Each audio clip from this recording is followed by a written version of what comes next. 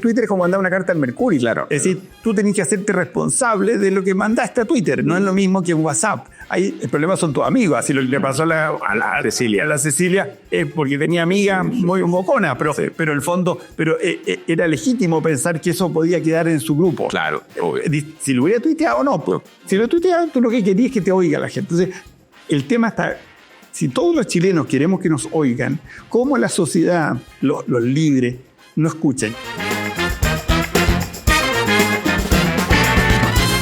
Estaba acordando cuando hacía clases en comunicaciones y de repente apareces tú contactándome y diciéndome, ¿te interesa conocer a tal persona? Ven para acá, vamos a hacer una reunión, publica una carta. Y digo, bueno, una naturalidad, o sea, un como destino de contactador, de vincular gente una con otra. Y decía, ¿de dónde saca esa energía, esa arte regada?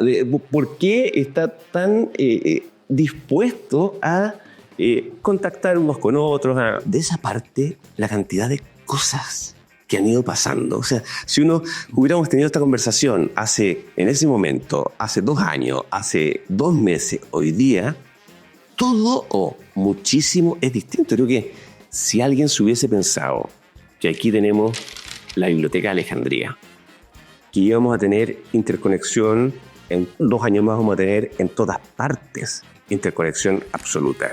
Bueno, miles de cosas que han cambiado, miles de cosas que no cambian, que son las básicas que a los seres humanos nos gusta conversar, entretenernos, copuchar, pero sí algunas cosas que quizá entre que han cambiado y no. Mira, desaparición de los intermediarios. Sé que son verdades a media, pero te dejo la pelota. Atomización del poder y de las verdades. Audiencias con voz. Todas son cosas hiper revolucionarias. Porque además, o sea, sí es verdad que hoy día tenemos mundos sin intermediarios, y me refiero a una cosa súper masiva, o sea, el Bitcoin, los partidos políticos, los medios de comunicación, el acceso a las redes sociales, el aprendizaje, o sea, la democratización de los saberes, está pegando una crisis. O sea, si todas estas cosas que estamos hablando, que yo sé que tienen matices, y tú las sabes mucho mejor que yo, tenemos un fin de época en el sistema de representación política, o el sistema que llamábamos democrático. Tenemos todo el sistema de medios bastante colapsado. Ya, lo voy a callar porque te dije cosas para hablar 200 horas. No, sí, pero son cosas fascinantes. Yo dividiría, me voy a cargar de lo último tuyo porque yo creo que es como lo más indiscutible. Así, yo creo que hay un cambio epocal súper fuerte con lo que tú describiste como la generación de voces, al fondo. Es decir, yo creo que si uno dice el signo de los tiempos, para mí es un poco este tema de que los usuarios dejaron de ser espectadores y se convirtieron en usuarios.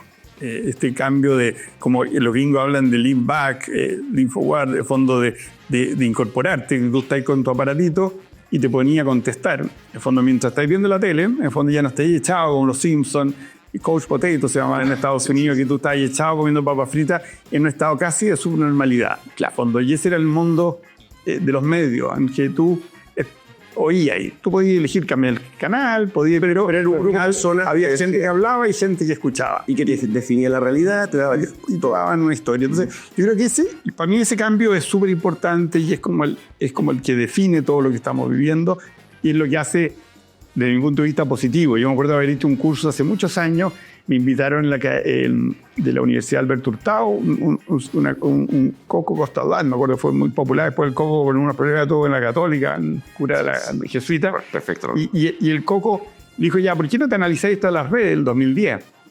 Te lo analizáis como signo de los tiempos. Yo no sabía ni lo que eran los signos de los tiempos y me metí a estudiar y Pablo VI había hecho un libro, Signos de los tiempos, donde decía que eran como cambios importantes que en el momento dolían, pero que eran para bien. Y él daba el ejemplo. Esa frase, sabéis insensatos, sabéis reconocer cuando va a llover o no va a llover, pero no sabéis reconocer el signo de los tiempos. Era una típica frase de la Biblia. Y él lo daba el ejemplo que encontré muy bonito, que era la mujer que va a trabajar. Y que dice, mira, esto ha producido problemas enormes en la familia, porque muchos nunca pudieron vivir con esta cuestión, y se separaron, se destruyeron familias. Pero en el fondo la mujer le multiplicaba el tiempo a todo el resto de la familia. Porque ella, en el fondo, la imagen que yo usaba era un desayuno, así que todo bien servido, y un tipo leyendo el diario. El tipo tenía tiempo, y eso es porque la mujer había preparado todo antes. Entonces el tipo llegaba y tenía tiempo para leer el diario. Y después cuando volvía de la casa estaba toda reluciente. Entonces los cabros chicos llegaban a la casa y le habían hecho la cama y todo. En el fondo, ¿por qué? Porque había una mujer que se dedicaba a eso. Entonces Pablo VI decía, eso es doloroso esto que está pasando, porque le hace daño a muchas familias, se han separado a la familia, pero libera a la mujer. Y yo siento que en ese sentido esto es muy parecido, en el sentido de que acá tenemos un signo de los tiempos en que la gente es más libre. ¿Y en qué sentido es más libre? Y tú estabas dando el punto, y cambia la política, en que la gente hasta ahora, con los avances de las comunicaciones, pasamos de un mundo donde aprendimos a hablar, aprendimos a escribir, aprendimos a leer y a comunicarnos con la imprenta, que es una cuestión súper reciente, y de repente aprendimos a hablar. Mira quién habla. En el fondo también cualquiera habla hoy día. Y lo bonito de eso es que se acaba este mundo de mensajes y aparece este mundo de conversaciones como este programa. Es decir, tú, sin necesidad de pedirle permiso a nadie, montáis un programa de conversación y tenéis modelos, en el fondo, en el mundo que están haciendo esto mismo con mucho más éxito que las grandes cadenas, que los grandes medios de comunicación, etc. Entonces, ¿por qué la gente busca esas conversaciones? Entonces, para mí ese es como el gran tema, de fondo, y yo eso lo veo indiscutible. El caso de la intermediación yo lo voy a matizar un poquitito. ¿En qué sentido? Como tú adelantaste. Yo me acuerdo de verlo un día, un verano igual a me tomé un curso que ofrecía un banco chileno, una charla de Barico, el novelista italiano, que había sacado un libro que se llamaba The Game. Y yo leí ese libro y dije, esta cuestión de Game, lo primero que decía, sacaba la intermediación. Y hacía toda una teoría de la intermediación, de que sacaban la intermediaria, etc. Oye, una cosa, perdona, a Barico le agradezco, uno, que escriba libros cortos y que escriba con una claridad y una prosa así. Pero si Barico tiene un ángulo, hay que decirles que es un ejemplo moral para todos los lateros de los... No, pero Barico tiene un libro sobre cómo escribir inteligente. Y cortito, no, una maravilla, es que el tipo se dedicaba a eso. Así pero Barico, yo me acuerdo que estar en una charla... ¿Bueno personalmente, Barico? No, así se lo divertían. En esa época de la pandemia, ¿ya? Eran charlas que se hacían a través de internet, entonces tú participabas y te daban un tiempo para hablar después de la charla. Entonces yo dije, voy a preguntarle esta cuestión que me tiene cachú, ¿por qué Barico se cree esta cosa de la intermediación? Porque a mí me parecía que tenía un problema en la intermediación. Y le digo, oye, y te dan la oportunidad en un momento, y yo le digo, oye, yo creo que la intermediación fue un entusiasmo apresurado tuyo porque no se dio la intermediación, no se acabó la intermediación, lo que pasa es que se reemplazó el intermediario. Es decir, esta idea de que íbamos a hacer todo más parejo porque se acababan los intermediarios, tenemos a Elon Musk, en el fondo, es decir, tenemos otro intermediario, porque el algoritmo al final no es la naturaleza, es un relato escrito que define un poco cómo vemos las cosas. Entonces, y ese es el nuevo intermediario, un intermediario que parece más transparente, pero está ahí, en fondo, y tiene un dueño y tiene intereses comerciales, intereses políticos. Entonces, yo creo que lo interesante es entender que es otro tipo de intermediación y se reemplaza una élite por otra élite, y esa élite tiene otros juicios, en el fondo. Pero a mí lo que más te quería descartar antes de tomarte la palabra es que Barico me sorprendió muchísimo, porque siempre en estas charlas, cuando tú decís una cosa como esa, el tipo te hace mierda, en fondo, y te dice... Eso le... y no, en fondo tiene la ventaja que él tiene la palabra y después le da la palabra a otro, entonces te destruye.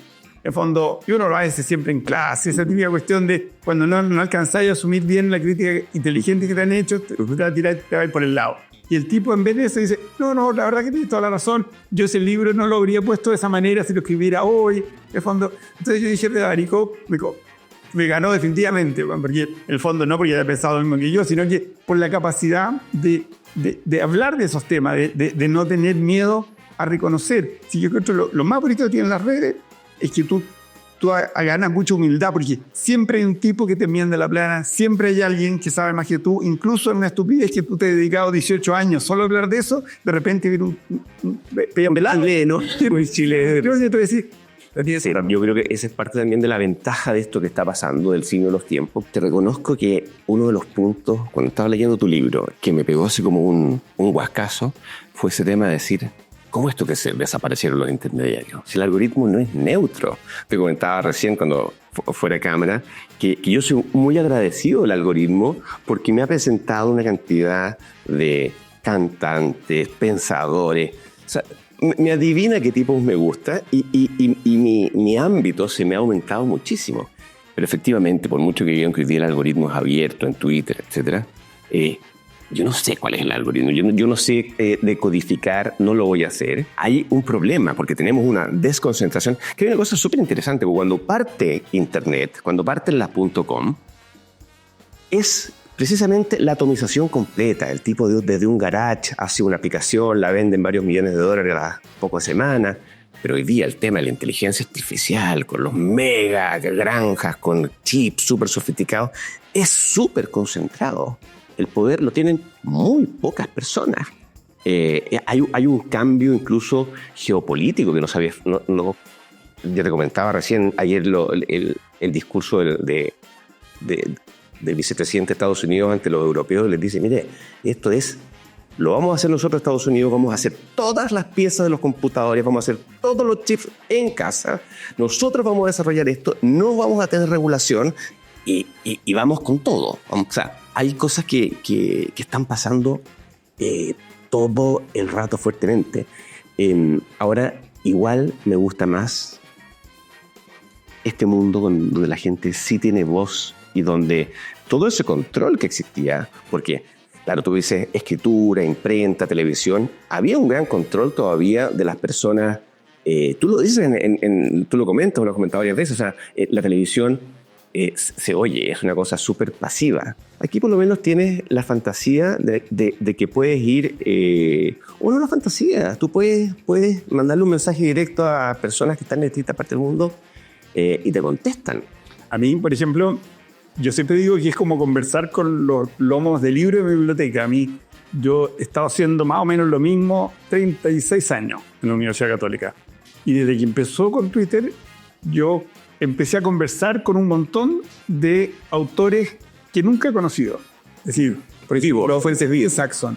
De fondo, sí, de fondo, ¿por qué? Porque yo sale el libro de... ¿Literal? ¿Le escribiste? Twitter. En el fondo, tú en Twitter, en el fondo, yo, la misma noche que sale el libro de Steve Jobs, me acuerdo a las 12 de la noche un domingo, yo me lo bajé, en el fondo, y empecé a leerlo. Y habían frases preciosas, entonces yo marcaba la frase y comentaba algo. Y Saxon en ese momento acaba de lanzar su libro. En el fondo, entonces, yo estaba leyendo el libro junto con los primeros que estaban claro, leyendo el libro. Estaba viendo qué estaba pasando, ¿no? Y el tipo estaba en su cuenta de Twitter y se puso a conversar. En el fondo, entonces, tú tienes esa relación que se da. O, por ejemplo, cuando tú ya... Los tipos tienen cuenta en Twitter, entonces tú ves que escriben una cosa que tú le puedes ayudar y le das el dato. En el fondo, me acuerdo una vez un tipo estaba en Chile, entonces decía, voy de tal parte a tal otra. ¿Dónde paro a comer? Me da un dato. Claro, por supuesto. Entonces, y tú creas un vínculo, en el fondo. Eso no podía pasar antes. Entonces, tú sí tienes voz. Tienes voz que no es una voz... No, el 80% de esa gente no te contesta. Pero está ahí, en el fondo. Y le podís llamar la atención, le podís dar una idea. Eso no existía antes. Es decir, entonces... Y además, la conversación, un poco... Yo siempre hago el paralelo como con... Esto es como hablar en una sala de clase, con todos los cabros. Ahí, cuando estábamos en el colegio, en que tú no hablabas solamente a la profesora. Tú también estabas hablando todo el rato. Al resto, fondo, y la ironía, se jugaba. Entonces, y los chistes funcionaban así, eran en ese momento, ¿no? Al día siguiente. No. Oiga, si lo de ayer, ¿sabes? Te miraban con cara de depresión, ¿no? Como diciendo, a ver, es presente absoluto, sí. Tiene que ser ahora. Y así funcionan las redes. Hay que estar como subido a la ola. Y por eso es muy divertido, porque tú una misma frase la decís 20 minutos después y ya no vale. No, total. Sí. El fútbol lo estamos viendo juntos. Es decir, cuando uno ve un partido de la selección, está todo Twitter comentando la tontería, por el fondo. Entonces te reís y te retuitean cosas tontas, que fue así, pero un poco es como estar con 3 amigos, en fondo, que te vas riendo de las cosas. Eso mismo pasa en el Festival de Viña, pasa... Entonces, yo creo que ese es el valor. Es decir, es como una herramienta para aumentar nuestra necesidad social, esa que tú hablabas al principio. Si nosotros, por naturaleza, somos gregarios, nos gusta el hueveo, nos gusta conversar, nos gusta oír. Y eso, estos espacios lo están haciendo. Lo que pasa es que estamos en el momento del ajuste. Entonces, en este momento, como que no sabemos usarlo. Los algoritmos, yo comparto la idea tuya original de decir, a ver, el algoritmo me sirve un montón. Si yo mismo, por ejemplo, en Twitter tú tenías la posibilidad de ver a tus seguidos, claro, o lo que a ti te gusta. Claro. Y a ti te gusta el algoritmo, y aquí están los seguidos. Yo muchas veces, porque Twitter es muy cabrón y te cambia de un lado a otro sin que te des cuenta, y de repente estoy viendo y digo, ¡ay, qué entretenido estaba! O de repente digo, esta cuestión, no. Y ahí me doy cuenta y me cambió. Sí, a mí también. De fondo, pero normalmente cuando estoy en el lugar del algoritmo, me lo paso mucho mejor. Mucho mejor. Lo que además uno muchas veces, yo por lo menos he seguido personas por cortesía, por reciprocidad, no por lo que realmente me gusta. Entonces, mucho mejor. Por eso es muy divertido el algoritmo. Pero tiene el problema que, evidentemente, que si tú lo pensáis bien, es totalmente como... Es como alineante, es parecido a la televisión antigua. Es decir, lo que está haciendo el algoritmo es como entretenerte. Es como Don Francisco, cuando Don Francisco podía tenerte toda la tarde el sábado. Es decir, el algoritmo es un poco lo mismo. Es una forma, y por eso TikTok, hay gente que se le va la vida en TikTok, en Instagram, porque el algoritmo está muy bien hecho. Es ridículo pensar. El tema es que tenemos que aprender a vivir con ese algoritmo y tenemos que empezar a manejarlo. Es decir, tener momentos de algoritmos y tener momentos de no algoritmo. Es como cualquier cosa, así, el azúcar, man. Todo la propia vida. 7 cucharas de azúcar. Pues, la verdad que sentí un golpe de vitamina espectacular, pero evidentemente eso no hace bien. Pero poner azúcar no es malo, por lo menos para un niño. Otra cosa es que sea malo para un tipo de edad. Pero en el fondo es ridículo pensar que el algoritmo es malo. Lo malo es el abuso, en el fondo. Y no entender que estáis siendo así. Lo que tú dijiste al principio, no es la realidad. Es decir, tener conciencia que no es neutro, sino que hay un interés súper sano, que es que te lo pases bien. Y al final lo que el algoritmo te está dando es entretente. Pásate un buen rato. Cuando tú querís tener hábitos más estrictos, querís ser campeón de tenis, ya, no te dije, no hay lugar. Querís tener pensamientos largos, desarrollados. ¿Qué es lógica de un libro? No. Te han dado un plazo de 1 año para escribir un libro, no tenés que estar en el algoritmo, pero no es un problema el algoritmo, es como cualquier cosa. Si tú te caes en un bar toda una noche y al día siguiente estás hecho polvo, no trabajas. Es evidente, te lo comparto plenamente. Yo encuentro que el tema es aprender a usar estos espacios. Y en eso estamos como... Piensa que la imprenta, entre que nace la imprenta y hay un primer diario, pasaron 150 años. ¿Por qué? Porque hubo que enseñarle a leer y escribir a toda la gente. Estamos en por eso, con la oposición, además de muchos que no quería que se masificara, fue muy peligroso en su momento.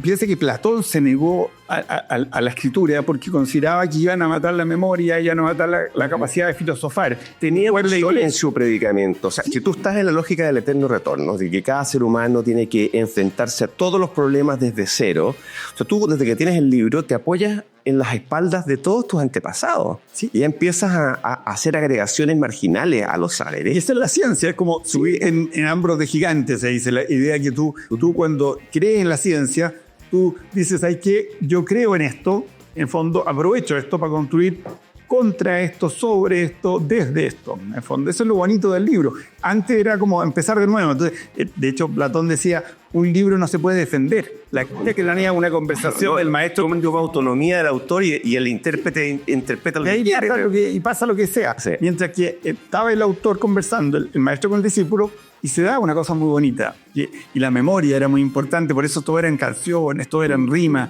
porque lo importante era que la gente se aprendiera de ella. Y la conversación, si conversar es muy bonito, muy entretenido. Y efectivamente con el libro se mata un poco. Entonces que déjame llevarte a un tema fascinante, que es la transición, porque estamos partiendo. O sea, hace un ratito estaban jugando Pac-Man, estábamos jugando Space Invaders, era súper arcaico todo. Y hoy día estamos con los ChatGPT, no sé cuántitos. O sea, la revolución es brutal. Pero entre medio, y tú que has tenido más la suerte y la visión, porque yo recuerdo tú cuando me hablabas al principio de estas cosas, yo decía, o sea, como diciendo, cosas que tengan que ver con, yo hasta el día de hoy no sé manejar una planilla Excel.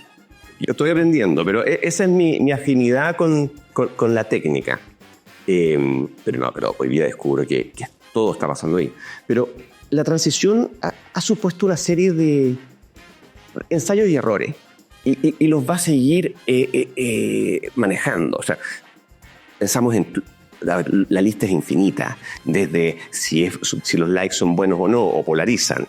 Antes los likes eran abiertos y la gente efectivamente se inhibía mucho en poner likes porque la gente después le pusiste like a un tweet de tal y tal persona. ¿Cómo ves tú? O sea, ¿qué cosas de las que han ido cambiando? Porque ha sido súper polar, súper de controlar los contenidos, no controlarlos.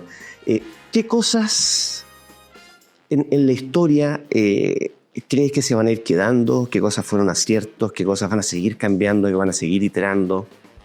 Una cosa que yo creo que hay que entender, que yo creo que es muy buena, es que el usuario al final va cambiando el producto. Es decir, Twitter es lo que es no por un creador. De hecho, Twitter tiene la gracia que lo crearon como 3 o 4 personas que pensaban muy distinto. Entonces los desarrolladores que trabajaban para esas 3 o 4 personas hicieron algo muy maleable. Entonces, para dejar contento a todos. Para poder dejar contento a los 4 dueños que eran muy distintos. Es decir, Jack Dorsey, Evan Williams, pensaban completamente distinto, peleaban todo el día. Entonces, el ingeniero que estaba al frente de ellos dijo, como aquí no está claro quién es el dueño, voy a poner algo que sirva para los dos. Pero al final, ¿a quién le dio el poder? A los usuarios. Y aparecieron los retweets, todas esas cosas las ha ido creando la gente. Entonces, yo creo que el usuario va modificando y tiene que aprender a modificar a su interés. Y tiene la gracia de la inteligencia colectiva, es decir, que son como olas. La gente se da cuenta de algo y empieza a hacer lo mismo. Y yo creo que hay que tener como los ojos abiertos a las cosas que decantan y las que no decantan. Que creo que va a decantar al final todo lo que sume para que la gente tenga mejor participación. Es decir, yo creo que es como ridículo ponerle... No podemos parar el avance de la ola. Cuando tenéis que de alguna manera... el fondo, yo siempre digo que aquí esta cuestión es más bien como subirte como a la tabla y buscar la ola. En el fondo, no podías esperar. Esto es un tsunami que va a pasar por encima tuyo y tú lo único que podías hacer es tomarlo bien, no caerte. Total. Y en eso es difícil decir qué va a quedar, pero si tú miráis para atrás, lo que hay, es decir, yo creo que lo mejor es mirar un poquito para atrás. Entonces, ver cómo era Twitter al principio y ver cómo está ahora. Hay gente que se amarga como está ahora. Pero ahora, Twitter nunca tuvo más del 20-25% de participación entre la gente. ¿Por qué? Porque Twitter se parece un poco a los lectores de diario. Twitter es un lugar como para un tipo de gente. Un tipo de gente, y yo le diría con un poquito mala leche, esa gente que se oye mucho a sí mismo. El perfil del tuitero, tú me dices. Sí, el tuitero es como el tipo del segundero, el que le gusta la radio cooperativa, el que le gusta el chisme, el dato. Ese es el tuitero. Entonces, el que cree que puede opinar con la autoridad sobre distintas cosas. Lo que le pongan por delante. Y Tú conoces un concepto que usan mucho los jóvenes, se llama NPC, Non-Player Character. No. Es muy del mundo Twitter, muy del mundo, sobre todo de los gamers, de los juegos. Tú cuando entras a un juego, como estos que hablábamos antes, te compras una casa, empiezas a... y desarrollas un personaje. O sea, y actúas. Y hay una serie de personajes que están ahí, pero que no tienen autonomía. Son NPC, non-player, o sea, son nada, son fome, son que se creen que tienen opinión, pero que opinan como el ChatGPT 1. Yo conozco montones, no quiero mencionar, pero hay muchos de esos tuiteros que en verdad no aportan nada y están ahí repitiendo lugares comunes. El drama de esos tuiteros tienen 2 cosas. Oye, se nos cayó carne con esto, porque la gente de menos 30, tú, Azul, ¿tú conocías el concepto de depresión, no? No, pero tú eres muy joven. Pero es que lo bonito que tiene eso, yo llevo unos 12 años haciendo escucha como profesionalmente en las redes sociales. Así he desarrollado como un laboratorio ese tema, que ahora además acaba de pasar el comité Espinosa de la Católica, y vamos a crear una empresita que se llama NetSense. Y este laboratorio lo que hace es tratar de encontrar señales interesantes en la escucha que hay en las redes. ¿Cuál es el problema que tienen las redes? Un poco lo estás iluminando tú. Y es que en las redes está todo el ruido. Está toda la gente hablando. es como que tú grabaras todas las llamadas telefónicas de Santiago. ¿Qué es lo importante que ha pasado en los últimos 2 horas? Y tú grabáis todas las llamadas telefónicas de Santiago y están lo más importante que ha pasado en las 2 horas. Pero la cantidad de basura que hay, porque la gente, casi todos ni sabían lo más importante que ha pasado. Y además, lo más importante también es una decisión arbitraria del que... Sí, pero al fondo, ¿pero qué sería para mí lo más importante? Lo que genera más conversación. Así, ¿qué ha generado más conversación social? Eso sería como, entre comillas, lo más importante. Conversación social significaría que más gente lo está repitiendo y que llega a grupos más distintos. Ese es como el concepto que nosotros hacemos. Entonces, nosotros con algoritmos descremamos y buscamos cuáles son esas cosas. ¿Y cuál es la idea? Poder discriminar entre un tipo que toca la bocina en la calle, otro que insulta y otro que manda una carta a un diario. Es decir, son 3 gestos de comunicación, pero unos van a tener más impacto que otros, porque están mejor hechos, etc. En Internet, en el fondo, la gente se asusta porque ve todo esto junto y dice, ¿cómo mi punto de vista, que pucha, yo soy un tipo serio, voy a estar ahí con toda esta cosa, grito, bocinazo? Y no se da cuenta que en realidad gran parte de eso no es tan relevante, y si tú estás ahí, tú puedes ser relevante sin tanta dificultad, porque el sistema es bastante más inteligente de lo que parece. Es decir, la gente te va a comentar lo tuyo, va a compartir lo tuyo, mucho más que lo que comparte los de otro. No por discriminación, nada, sino que simplemente porque interesa más, porque está más pensado, está más trabajado, tiene mejores antecedentes. Ahora, eso supone también, yo creo que debería ser un rol ya estatal o de políticas nacionales, de ajustarse y de la transición que estábamos hablando, enseñarle a la gente a usar bien estas herramientas. Elon Musk, antes de comprar Twitter, había sido el tipo más retuiteado en la historia. ¿Tú sabes cuál es el tweet con más retweets de la historia? Cuando se compra Twitter, le pregunta, ¿y qué vas a hacer ahora? Dice, no, voy a comprar la Coca-Cola y le voy a volver a poner cocaína adentro. Y obviamente es una tontería. O sea, a la gente le gusta hablar tonterías. Elon Musk sabía hacer eso. Sabía todo ganato. Fue castigado por el sistema de compra de acciones de Estados Unidos, porque usaba el espacio con mucha libertad. Por eso él compró algo del que él era fan. Él compró un juguete. En el fondo es como cuando un chileno se compra un yate, pero no un yate para pasear. Se compra un yate porque quiere competir en Europa, en las carreras, porque se sabe. Entonces se compra, no solo compra un yate, sino que compra, entre comillas, una tripulación, que cabros jóvenes buenísimos para el yate, y él se pone en la mitad de la cuestión, seguramente hace poco, pero compite en Europa. Eso es lo que hizo más es como un gusto de lo tenía estudiado. O sea, entra y dice, a ver, vamos a permitir editar, vamos a permitir, ya lo tenía completo. No era un inversionista que hizo una cotización en la bolsa de... 40.000 millones no era una cifra pensada, era ¿cuánto? No lo podía comprar. Tengo plata ilimitada, así que lo que me pica, este cabro de Dorsey se lo voy a dar. Y le dio 40.000 millones, que es una cuestión anormal. Pero mira lo que ha hecho Trump con Twitter, pues así, hoy día está en la Casa Blanca casi de presidente, pues así, el otro día cuando salía con X, que se llama su hijo, supongo, este hijo, así, duodécimo creo, en el fondo, y X le decía, se reía del pobre viejo que estaba ahí, que en el fondo, así acá, el presidente, y le decía, usted no es el presidente, y lo insultaba el cabro chico ese malcriado, y en el fondo, y después se lo pone aquí, el tipo de polera, es decir, al final Twitter le dio eso, es decir, más que Tesla, es decir, o la suma de todas estas cosas, pero si tú veías al final, tú tenías un tipo que es un fan que está aprovechando el espacio. Y yo creo que eso es muy fascinante, así, y atemorizante también. Yo creo que uno tiene que mirarlo. Y lo que tú decías ayer de la pregunta es clave. Tenemos que enseñarle a la gente a usar este espacio a favor de ellos, porque ese es el tema. Es decir, hay un ejemplo muy bonito que usa Harari, en el último libro, en Nexus. Él cuenta que cuando nace la imprenta, porque siempre se dice la imprenta, Galileo, gracias a la imprenta. Obra del demonio, la imprenta era satánica. No, pero la idea que se difundió gracias a la imprenta la obra de Galileo. En realidad creo que Galileo se imprimieron 5.000 libros de Galileo. Nadie leyó a Galileo nunca. ¿Qué es lo que se difundió con la imprenta? La primera imprenta, la cacería de brujas. La cacería de brujas no fue una cosa del medioevo, fue una cosa de la modernidad. Ahí empezó toda la locura por quemar a las mujeres brujas. ¿Por qué? Porque empezaron a aparecer unos libros que eran superventa. En fondo, los primeros libros exitosos que hubo en la historia de la humanidad fueron libros dedicados. Había uno que se llamaba El Yunque de las Brujas, que era un libro que te describía cómo eran las brujas para que la vieras en tu barrio. Y la pudieras denunciar, sí, sí. No. Y ahí empieza toda una dinámica increíble. En países católicos fue fuertísimo, pero en países, ¿cómo se llama?, del mundo protestante también, en que empezaron a descubrir brujas por todas partes. Toda esa fantasía nace con la imprenta. ¿Por qué? Porque la gente, ¿qué es lo que quería leer? Quería entretenerse.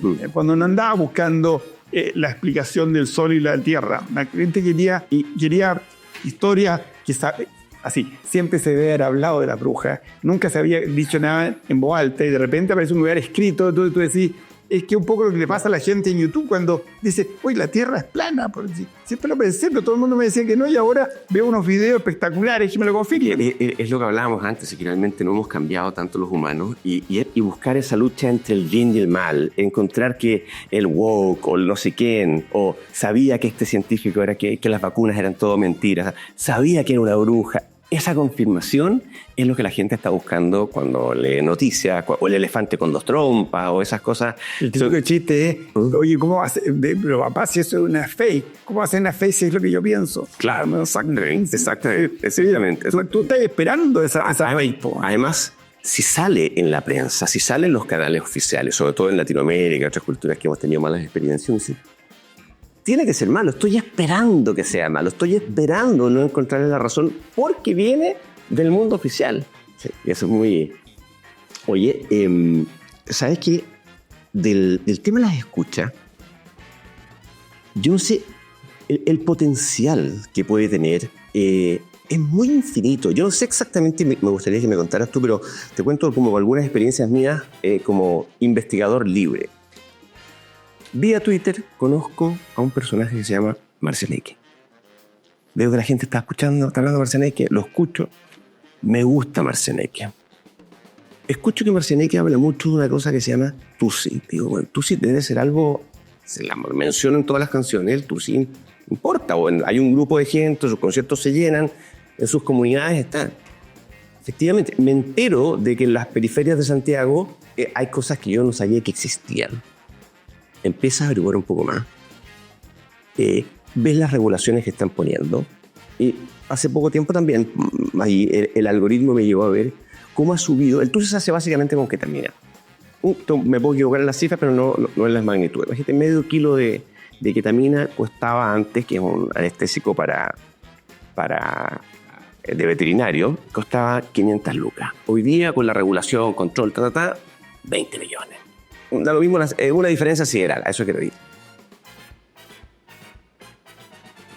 Producto de eso, están metiéndole al TUSI fentanilo. El fentanilo no es ketamina. El fentanilo te hace adicto en una semana. O sea, si los narcos deciden, como al parecer están decidiendo, meterle al TUSI, que consumen miles de personas, fentanilo, de aquí a vuelta de verano, tenemos un problema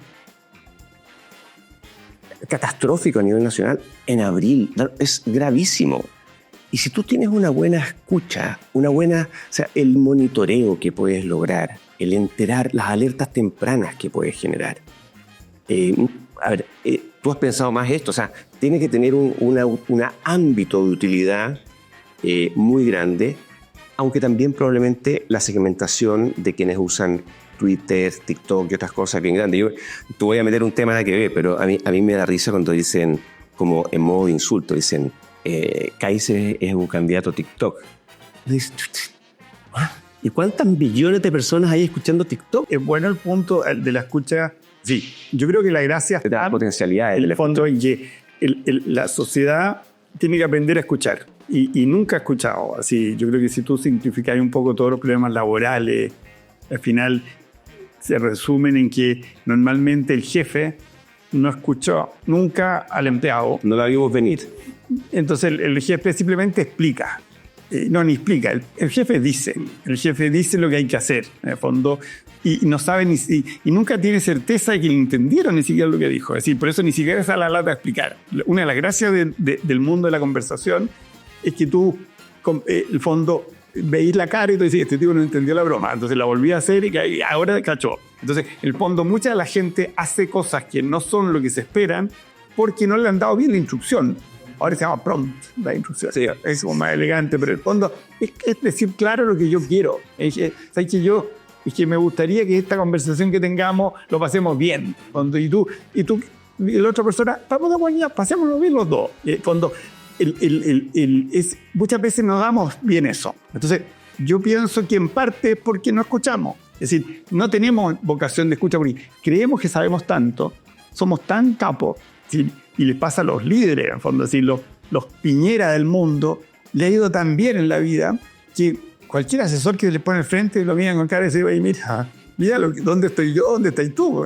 De fondo, es decir, es muy difícil convencer a un exitoso de que hay algo que no sabe. Y que el mundo ha cambiado en los últimos 10 años demasiado y que se juega con otras reglas. Pero los tipos, pero además, aunque no hubiera cambiado nada, hay muchas. Es decir, el súper exitoso no ha escuchado nunca, ¿no? Porque se van cerrando, se cierran además todos sus yes man, se van aislando, entonces se aíslan. Entonces, yo creo que el tema está que hoy día tenemos una herramienta de escucha increíble, porque en todos estos lugares, yo siempre he hecho la idea que en las redes sociales es como que hubieran puesto micrófono en todas las cafeterías, en las casas donde come la gente, en todos los lugares, y tú podías empezar a oír hablar qué están diciendo de ti. Entonces, y la empresa tiene la posibilidad de escuchar qué están hablando de ellos. Pero como las instituciones pueden empezar a hablar qué se está hablando de cosas relevantes, como el fentanilo. En fondo, debiera haber hoy día un sistema de atención de ver qué se está hablando de esas cosas. Y la gracia es que además ponen parlante. Y entonces tú incluso puedes contestar, es decir, alguien está hablando mal de Francisco Leturia, y tú puedes decirle, oye, ¿sabes qué? Eso tenía un punto en ese tema, es verdad que yo no atendió eso, es decir, y generar una conversación. Por ejemplo, si tú a ese tipo que habló mal de ti, quizás con alguna razón, tú le tirás una pachotada, no lograste conversar. Pero si tú encajás y le decís, ¿sabes qué? Tú te convertís en otra persona y ya te empiezan a tratar distinto. Mi gran experiencia en las redes es que mucho más que bots, hay gente adolorida, hay gente que lo ha pasado mal, por ejemplo, con la católica, por ejemplo, la Iglesia católica. Entonces, tiene o con mi manera de hablar, por los chilenos, en el fondo, te tiene un prejuicio natural y te tira la pachotada. Pero cuando tú le contestáis, se rompe un poco eso y empieza una conversación que a veces es súper buena, otras veces no va a ninguna parte porque el tipo está totalmente pirado, en el fondo. Pero muchas veces no es eso. Entonces, yo creo que la escucha es lo que viene, es como lo nuevo, porque la gente ahora está hablando, porque es una escucha voluntaria. ¿Sí? El gobierno no podía escuchar los teléfonos. Lo más bonito es que hay un espacio como es Twitter y hay otros como TikTok, como Instagram, donde la gente dice, no, yo quiero que me oigan. Y abre la carta.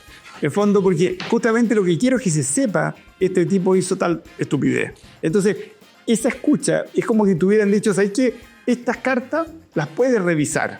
Y eso es muy sano, porque tú lo que estás haciendo es la gente que está abriendo el vínculo. Es decir, a mí no me están violando nada. Yo me acuerdo cuando empezó Twitter, Pablo Matamoro empezó a trabajar con Piñera y empezó...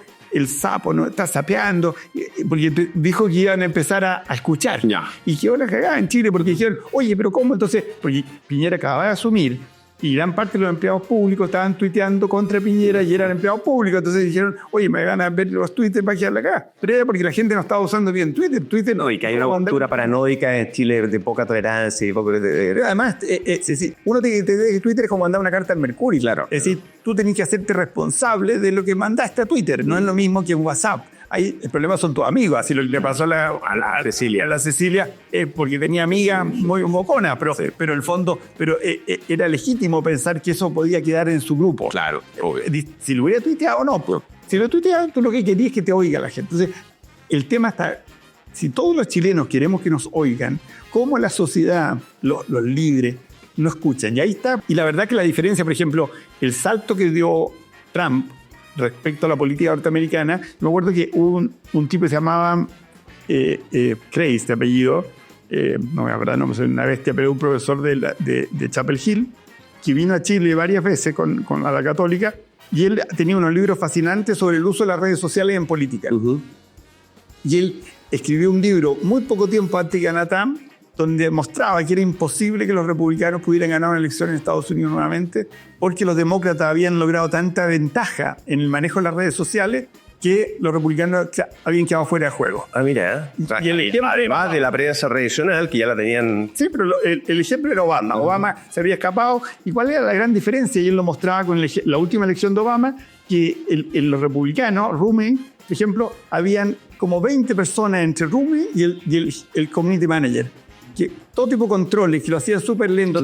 El memo, revísame la cuestión, Pero para arriba, no me convence, déjame... Obama era súper liberal y dejaba que el tuitero le hiciera lo que quisiera. Y estaba al lado, tenía mucha confianza con él. Entonces, el fondo salían fotos, estaba hablando Clint Eastwood, criticando a Obama, diciendo que la silla estaba vacía, y ponían un Twitter en que ponía a Obama de espalda, estaba ocupando la silla, como diciendo, la silla no está más hoy, claro. Así, los tipos tenían la capacidad de hacer eso. Entonces, lo bonito que tiene eso es que los tipos se habían dado cuenta que mientras más cerca estaba el tuitero, entre comillas, de la fuente, más fuerza tenía. Pero, entonces, y los republicanos estaban acá. ¿Cuál fue la gracia? Que apareció un señor que no era ni siquiera republicano, porque yo creo que había sido cualquier cosa. Había sido demócrata republicano. Era un tipo que no era del mundo republicano, y el tipo se puso a tuitear él. Y esa es la potencia total. Cuando tuitea él y se pone a las 5 de la mañana, porque tiene problemas de sueño, a tuitear antes de que empiecen los matinales, y pauteó todo. Y cabezas los tweets más famosos de Trump son: no conozco ninguna persona flaca que tome Diet Coca-Cola. Así partían las cosas. Claro, es verdad, primero bien... Era tontear. Y un poco Elon Musk es lo mismo. Elon Musk es un troll. En el fondo, un tipo que le gusta shitpostear, ¿sabes? Entonces, cuando la gente lo trata como si fuera un empresario tradicional, se equivoca medio. Él no está. A veces hace cosas que tienen que ver con su idea. Muchas veces está puro jugando, está puro leseando. Entonces, ahora, es como tomarte en serio a un tipo que está en el Estadio Nacional, en el fondo está gritando. Hay un punto que pasa desapercibido que yo creo que es súper importante. Te voy a contar una anécdota para seguir con el tema de la transición, que me importa mucho. Te voy a contar una anécdota de la transición también, porque que se está dando en otros ámbitos relacionados. A propósito de las escuchas, hablaba el otro día con un antropólogo que había estado trabajando para el gobierno en ciertos temas de escucha. Las barras bravas y varios otros grupos son como... potenciales generadores después de grupos de bandas criminales y cosas así. Entonces, como antropólogo, había ido a hacer con sus equipos estudios de campo a los estadios o a distintos lugares de esos perfiles. Y empiezan con preguntas del tipo: ¿y el consentimiento? ¿Cómo que consentimiento? O sea, si yo voy al Amazonas a hacer un estudio de campo sobre tengo que llenar... Es que son los estándares éticos actuales. Bueno, y tú ves que con toda esta paranoia a ratos que ha empezado con el tema de privacidad, datos personales, tú no podías hacer un estudio de campo en el estadio sobre las potenciales conductas criminales, consumo de droga, uso de armas que tienen los tipos. Y si tú le pides el consentimiento, no vas a sacar la pistola, no vas a descubrir ninguna de las cosas que pueden existir. Te lo digo a propósito de las escuchas, pero también a propósito de la transición de las cosas que están pasando. Porque, a ver, pregunta abierta. ¿Cómo has visto tú entre tus colegas esta competencia? Porque ya es súper fuerte la competencia entre Twitter, la prensa somos nosotros, el periodismo ciudadano, lo que estamos haciendo acá. O sea, un tipo que no es periodista se pone a conversar con otra persona porque se le dio la gana, ejerciendo sus derechos constitucionales. El tema del fact-checking. Fact-checking era una profesión para mucha gente y decía, bueno, nosotros somos los calificados para determinar. Había mucha empresa y hace 6 meses era una cosa bien considerada y en un repente, desapareció. O sea, están pasando muchas cosas. ¿Cómo se las están viendo y qué cosas? Te hago otro comentario. A mí el fact-checking, o sea, a mí lo de los community notes me parece un excelente invento. Me parece súper civilizado porque además aumenta la cantidad de información en vez de restringirte. Tú podrás decir a quién le crees o no. Y hay alguien que te pega un coscacho, te dice, mira, tú lo que dijiste es falso. Pero, bueno, te he tirado muchas cosas. Es que debería hacer imaginarme para dónde va esto. Es complicado. Pero tú estás diciendo un libro, o sea... No, el fact-check para mí es un tema súper relevante. Así, tanto que me acuerdo hace unos años, de hace 10, 15 años, en una reunión, me acuerdo en la casa de la María Galpián, María Robo, nos juntamos todos los profesores de la Escuela de Periodismo y estuvimos viendo a ver qué nos falta. Y salió el tema del fact-checking. En el fondo, como un tema que no estaba en Chile, estaba recién apareciendo en otros lados. Y dijimos, oye, tenemos que meterle esto porque esta fue el fact-checking, que suena tan bonito, es verificar. En el fondo, y la verificación era una cosa que, así como nosotros trajimos del modelo norteamericano muchas de sus características, hubo algunas que no llegaron a Chile por un tema de, yo te diría, de costo de factura. Así, era más caro. Habían dos cosas que no teníamos en Chile, por ejemplo. Una que tenían en Argentina y que no estaba en Chile, que eran los secretarios de redacción, que era un tipo de... en los diarios habían los jefes de los periodistas y los secretarios de redacción, que eran los dueños del papel. Y se competía por qué áreas periodísticas, política, negocio, etcétera, consumía cuánta cantidad de papel, en que los jefes que tenían equipos de periodistas disputaban con los secretarios de redacción. Esa figura que estaba en los diarios norteamericanos grandes, en Clarín, en La Nación de Buenos Aires también, en Chile nunca llegó. Es decir, aquí los jefes tenían también el papel. Es como por mostrarte cómo se simplificaban los modelos y era un poquito más pobre. Otra de las cosas que nunca tuvimos fue la verificación. Es decir, que alguien, después de hacer un artículo, otra persona revisara los datos importantes, direcciones, edades, cuestiones. Nunca se hizo acá. La verificación es un tema fundamental. Pero el desde la verificación es cuando el medio verifica lo suyo. Claro, estándar ético, profesional. El salto que se hizo en un momento por la cantidad de barbaridades que dicen... Porque al final, ¿de dónde viene la mentira? La firme. Las mentiras vienen del activismo político. Es decir, es mentiroso que no tenga un interés político. En política estoy hablando. Es decir, no es un periodista el mentiroso normalmente, sino que el periodista es usado por un mentiroso. O sea, los gobiernos, los grupos de interés, eso parece parte de la política. Fontalco al final lo que trata, porque además no es verdad y mentira. En política no hay verdades. Tú votas cuál es la verdad. Es decir, el fondo, la opinión pública tiene derecho a definir lo que va a ser la verdad. Es decir, una constitución, un punto de la constitución no es verdad o mentira. Es que nos pusimos de acuerdo, y nos pusimos de acuerdo ¿cómo? Con un consenso que se... No, de eso sí, pero claro, cuando te dicen me enteré por la prensa y cuando después descubres que la información estaba hace un mes atrás, eso es una mentira. Ahora, tú no tienes por qué partir de la base que te van a decir la verdad los políticos, porque generalmente no te la van a decir. Lo que te digo yo, por supuesto que hay mentira, pero gran parte de la conversación política, por ejemplo, cuando se dice que Kast decía que se iba a poder abortar a los 9 meses, no era verdad o mentira, era una exageración quizás, pero es verdad que era tan ambiguo el texto de lo cual no podía abortar. Eso es aprovechar comunicacionalmente algo que te da pie para magnificar. Pero tú no puedes controlar eso. Eso me de acuerdo, evidente. No debiera controlar eso porque eso lo controla la opinión pública votando por ese señor o no votando por ese señor. O tú, como tú decías ya antes, hay que educar a la opinión pública a saber cuestionar a los políticos. Es decir, una persona con más educación cívica es más inmune a las tonterías de esas. Pero dando un paso adelante de eso, yo lo que encuentro muy atractivo lo que tú decís del fact-checking es que el fact-checking fue como... A ver, ¿por qué no usamos esta herramienta de verificación en paralelo a cosas que se están diciendo? Y se usó los debates presidenciales. Y era muy bonito porque tú tenías en los debates donde normalmente la gente dice cosas que no se pueden verificar y que son muy válidas, pero a veces dicen cosas que son totalmente falsas, como decir, por ejemplo, yo estuve 3 veces en Punta Arenas, conozco Punta Arenas, que el tipo no ha estado nunca en Punta Arenas. Entonces, el fondo de ese dato se está dando un gusto totalmente... Está mintiendo. Entonces, eso sí se puede verificar. El tema me interesa mucho, pero al mismo tiempo de interesarme me doy cuenta la crítica que existe. Y la crítica es súper válida porque al final las empresas fact-checkers son otros medios y tienen intereses igual que los medios uruguayos y tienen los mismos puntos de vista. Tú veis que cierta, en España, que está tan dividida la cosa, se nota muchísimo. Hay empresas de fact-checkers de un lado de la grieta y empresas de fact-checkers del otro lado. Entonces, uno está mirando todo el día a Sánchez y el otro está mirando todo el día a Feijóo. Y el fondo, pero la verdad que el trabajo que hacen puede ser malo o bueno, pero evidentemente distorsiona un poco el que están todo el día dedicados a mirar. Unos son woke y otros son... Yo me acuerdo anti-woke. Un amigo común que tenemos había hecho un trabajo en Brasil sobre precisamente desinformación y estaba muy preocupado por lo que estaba pasando. Y bueno, le pregunté en una reunión que tuvimos, sin mencionar su nombre, ¿cuántos de tu equipo de verificadores eran partidarios en ese momento del gobierno? Y decía, bueno, es que ninguno. ¿Y de dónde conseguías el financiamiento? Bueno, de Soros y qué sé yo.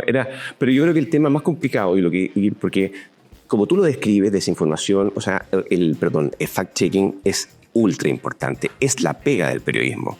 La locura empezó cuando se perdió el control del discurso por las redes. La gente empezó a opinar lo que se quería.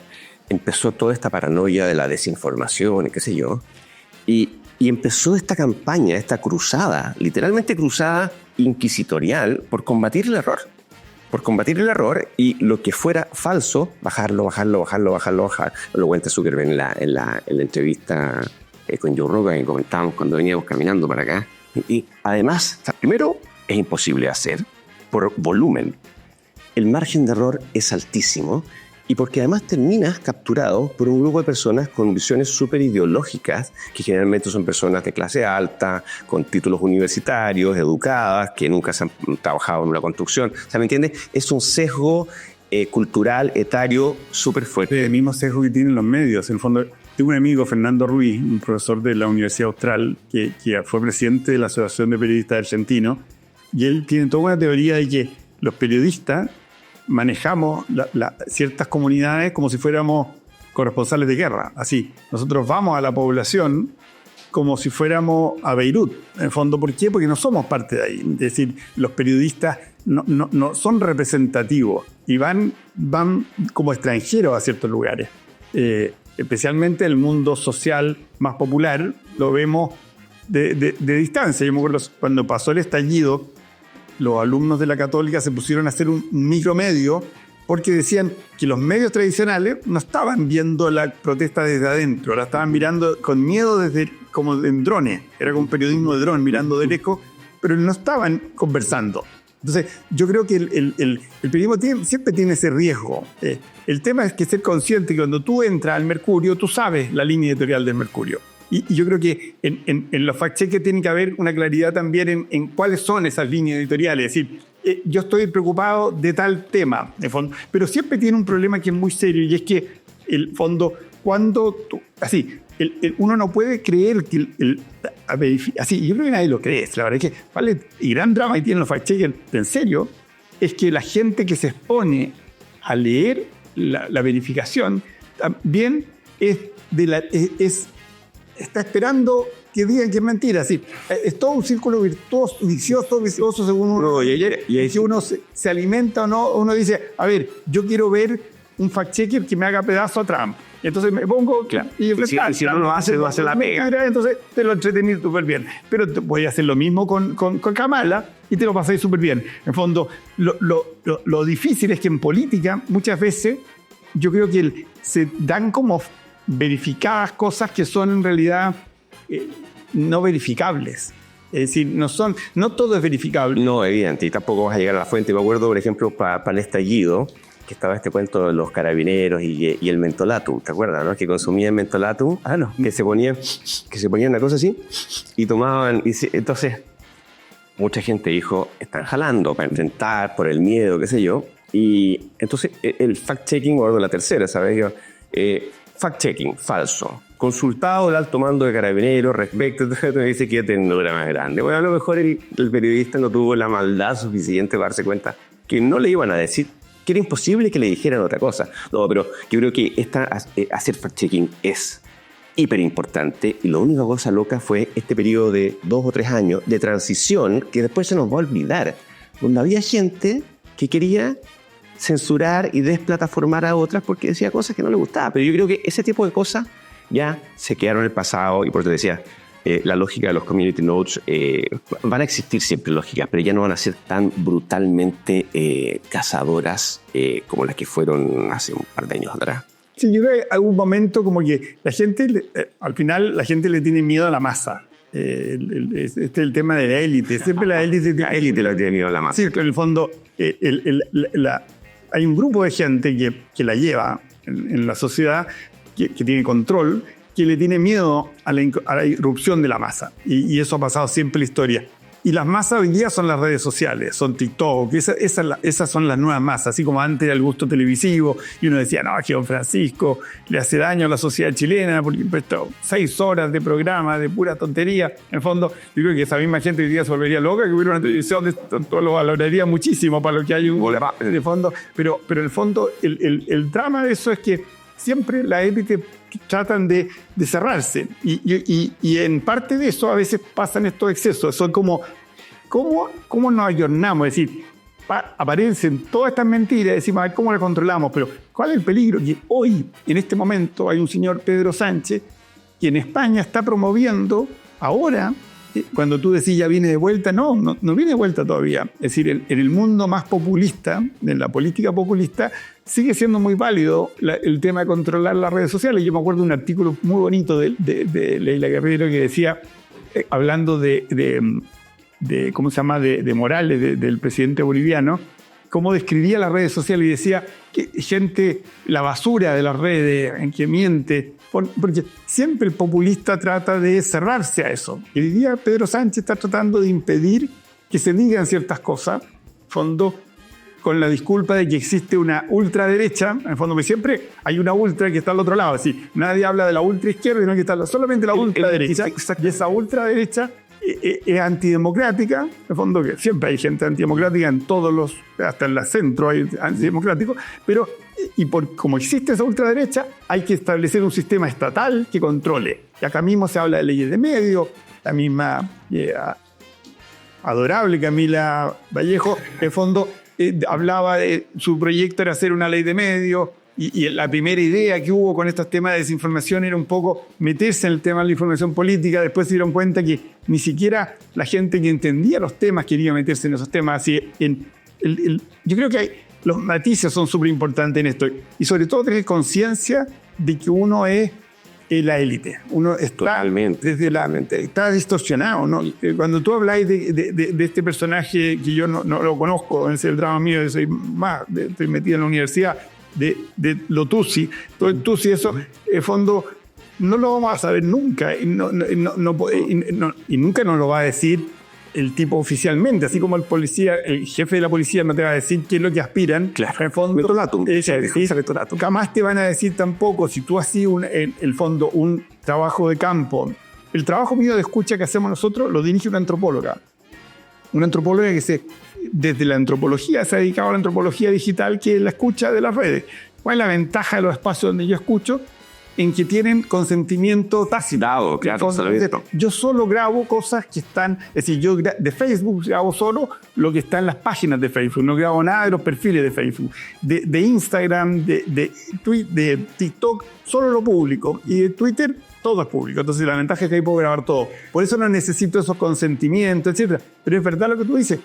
Ciertas cosas de antropología no las vamos a sacar nunca con un camino formal de encuestas como muy bien hechas en términos de respeto a la intimidad o de respeto a la privacidad, porque la gente no nos va a decir, el delincuente no nos va a contar su vida. Y además esa no pertenencia, tú dices, claro, los profesionales no pertenecen a los grupos más marginados, más pobres, pero tampoco pertenecen, o sea, un periodista económico no es un empresario, un periodista político no es un político, se genera. Por eso a mí me gusta mucho eso del periodismo ciudadano. House of Cards, por ejemplo, se reía mucho del personaje de los periodistas políticos y decía, es que tú, porque estás muy cerca mío, crees que tienes poder, pero en el fondo tú no tienes nada que ver. No perteneces al juego, estoy utilizando para sí.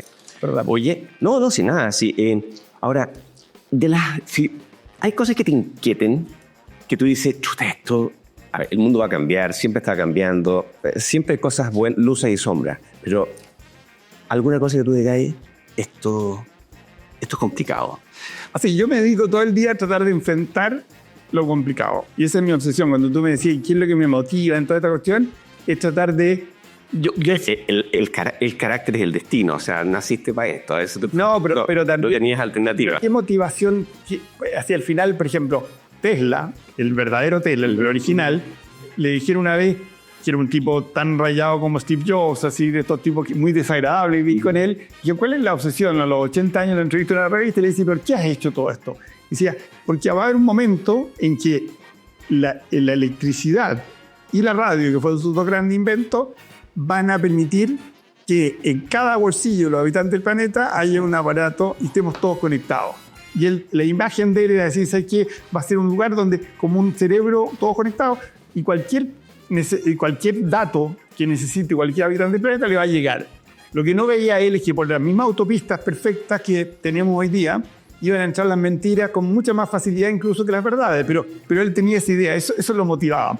Mi motivación de verdad, al final del día, lo que me entretiene de todo esto, es que yo me doy cuenta y me sorprendo, porque de verdad no entiendo bien cómo sale, que logro mover cosas, así, usando las redes con cariño, porque yo no sigo mucho las reglas normales, tengo muy pocos seguidores en términos mundiales, son 4 gatos, pero es un tipo de gente, son todos como seguramente el mundo extra periodístico, muy periodístico, entonces logro mover cosas, y mover cosas a lo que yo creo que es como enfrentar temores. Así yo en el fondo tengo como una fascinación por el sistema un poco del que tú en tu libro, para mí la libertad de expresión es como la clave de todo. Entonces, todo lo que vaya contra esa libertad, yo lo estoy como tratando de enfrentar.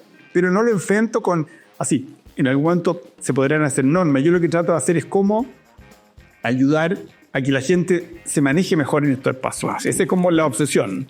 Me recuerdo, por ejemplo, cuando supuestamente le censuraron a Matamala una columna sobre Hitler, qué sé yo. Estaba todo el país hablando cabeza de pescado. Yo te voy a reconocer un defecto. Yo soy muy tolerante conceptualmente, pero en la personal, o sea, cuando alguien se pone a hablar tonteras y me pilla mal parado, yo ese día debo haber silenciado 300 personas. Cualquier persona que empezaba con la tontera de TikTok decía, fuera.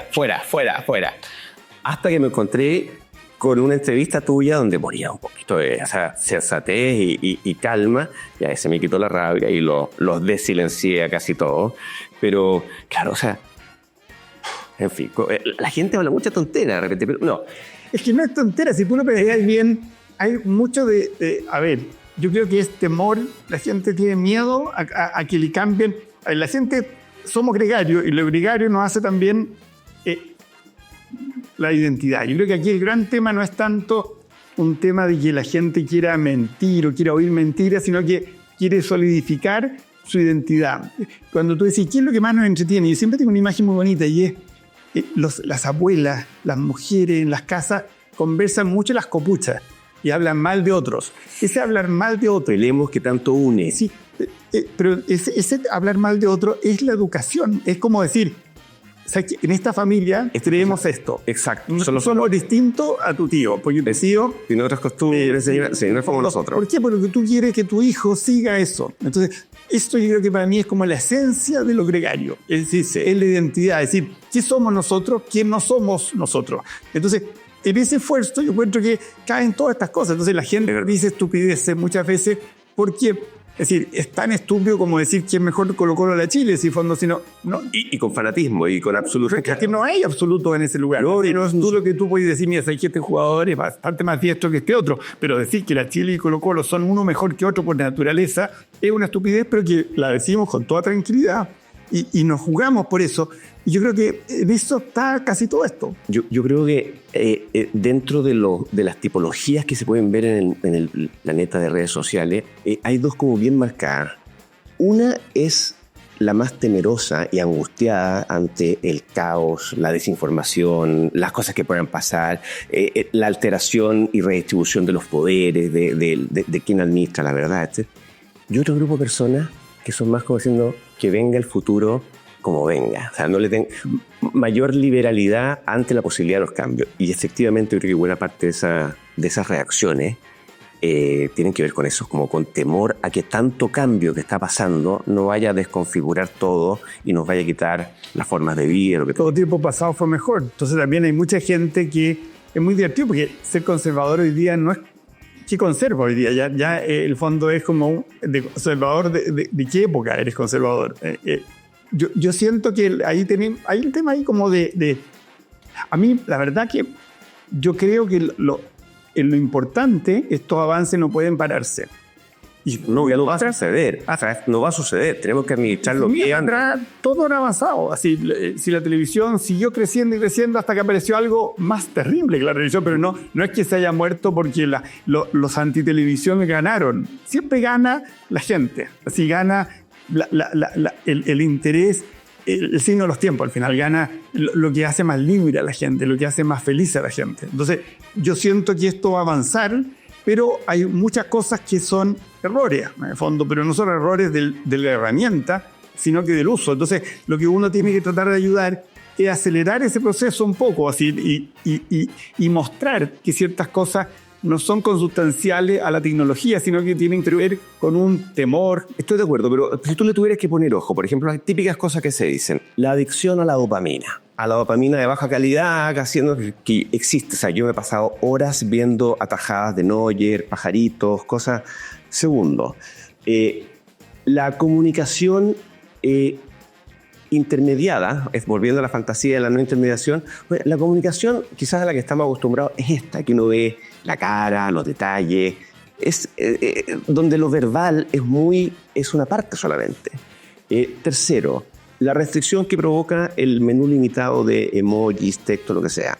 Cuarto, un tema mucho más complicado, por ejemplo, grandes grupos de masas o grupos de inmigrantes.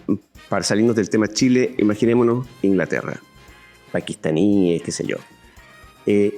Grupos que empiezan a crecer, que se mantienen conectados por redes sociales con sus países de origen, sus comunidades, no necesitan aprender el idioma, no sienten una mayor identificación con el país al que llegan. O sea, todos los chilenos que estamos en el año 81 vivos, sabemos lo que es Caselli, sabemos lo que es el penal, todos sabemos lo que es la Cecilia Boloco, teníamos un relato común. Si tú estás conectado a tu planeta redes, y hoy día pasa mucho, tú sigues a la gente que sigue las cosas que a ti te interesan y dejas de pertenecer a un colectivo. Yo creo que ahí hay un tema que sí, a mí me parece que no sé cómo se va a abordar, porque partimos de la base que hay países, y si no tendremos que cambiar el modelo de los países. Y a lo mejor hay que hacerlo. Es que mira, los emojis, yo lo veo menos.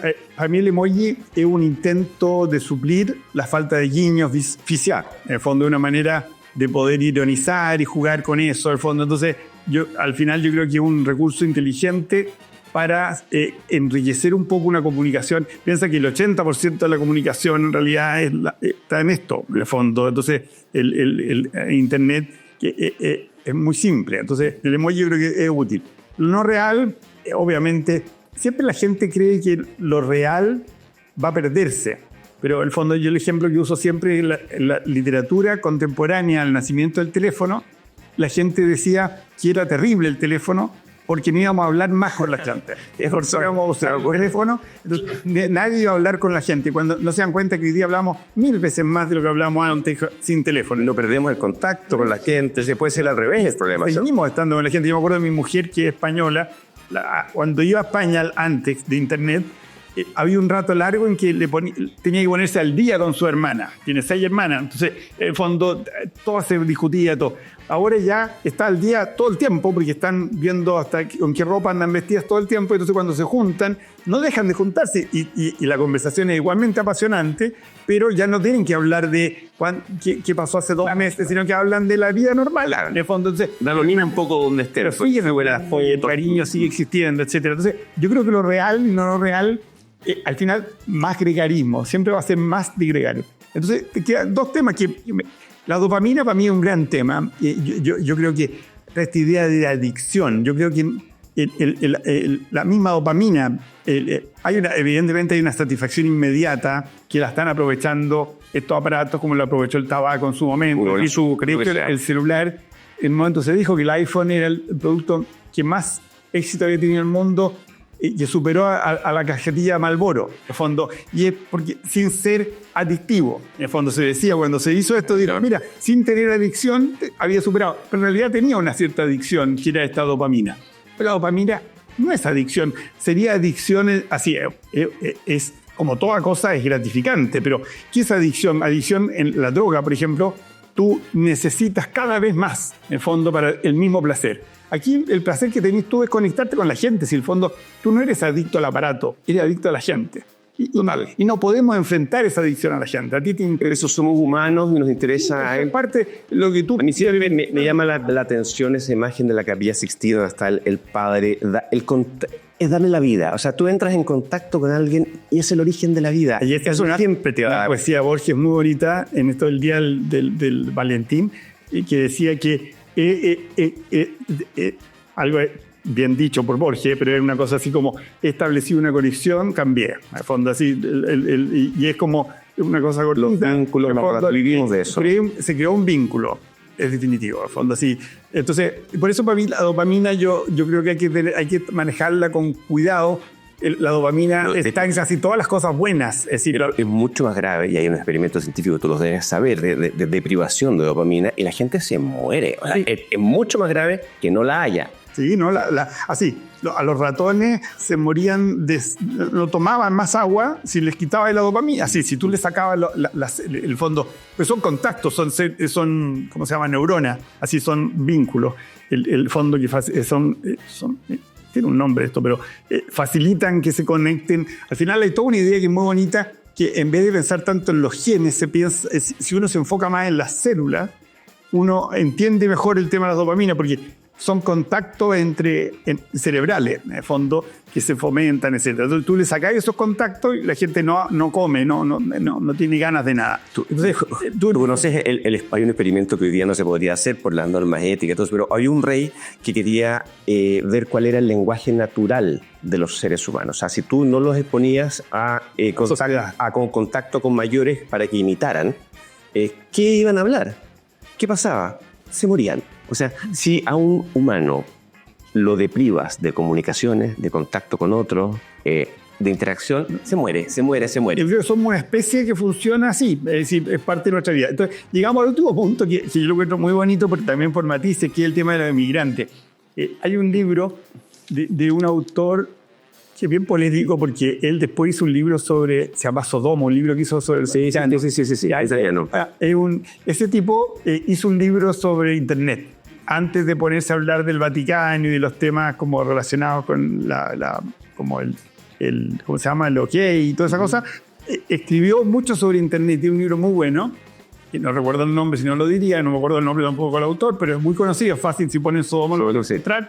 Y el tipo dice que Internet a pesar de es como contraintuitivo, pero no homogeniza, sino que profundiza las identidades. Es decir, Internet son distintas. El Internet da el ejemplo de Soweto y de La Habana, de fondo, y de Nueva York. Son Internet, la razón de ser de las redes completamente distinta en los lugares. Es decir, el Internet de la resistencia ante la dictadura es muy distinto al Internet de la democracia, de las minorías. Cada uno de esos Internet son distintos. Entonces, la gracia de esto es que se van creando esos Internet. Entonces, ya no podemos pensar que va a haber un Caselli, en el fondo. Es decir, Chile ya algo que nos vaya todo más complejo, como es. A este país no venía nadie. Cuando si aquí queremos al amigo cuando es extranjero, porque no venían. Los que venían eran dos tipos muy elegantes, gastaban mucha plata y por eso los queríamos tanto. Pero cuando vino gente pobre y necesitada, ya no nos gustó más el migrante. Así nos gustaba el migrante que venía y era como muy productivo. Claro, el era más blanco que nosotros. En el fondo, ya toda esa cuestión estaba bienvenida. Pero cuando viene el inmigrante de verdad, aquí el que está sufriendo en Europa, cuando viene la gente del África, es decir, que es un tipo que de verdad viene por necesidad. Yo creo que y es un sobreviviente, un tipo que está... es un tipo. ¿Por qué tenemos derechos sobre esta tierra? Un derecho especial, si toda esta tierra siempre ha sido espacio de migraciones. En el fondo, yo físico. me he preguntado mucho y solo tengo una respuesta. Es posesión militar.